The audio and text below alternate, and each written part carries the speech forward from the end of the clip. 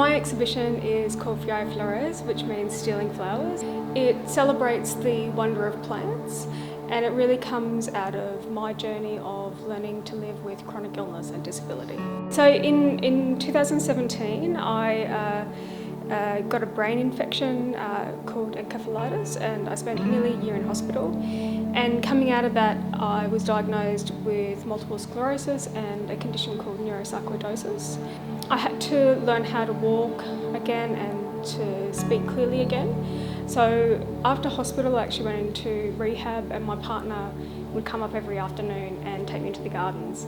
I've always loved nature. I grew up on Waka Waka country in Hayden near Toowoomba. So I think plants have always been part of my life, but it wasn't until I was in that process and that I started realising how important they actually are to me personally and how they can help us get through really difficult times. I started creating the still images, and they are focus stacked photography, which is where you take a number of photos with different focal points and combine them together so you get a sharp object. I really love using that because I can actually capture not just the sharpness and the depth of the plants, but also as they start to wilt in the way that I've hung them. Combined with those, I have spectrography, which is the visual analysis of sound waves. In these still works, it's actually my voice pronouncing the title in Latin. And so I love that there's this memory of me in them and this process, kind of like a ghost in a way, but captured.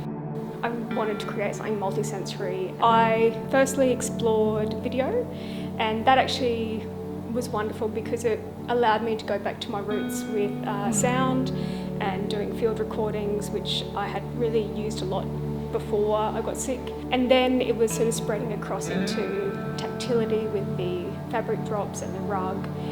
And the hardest one to resolve, but probably was the first idea, was actually the scent sculptures. I ended up doing a perfumery course to understand how to smell and how to combine materials, and bought a 3D printer and started modelling and developing these scent sculptures, which is a lot of fun, a lot of work. I love storytelling through exhibitions, and this has lots of layers. I think for me it's also about connecting to the earth and grounding yourself. So I think coming back to my practice, it's a really beautiful thing, and it was also identifying what actually brought me joy and happiness.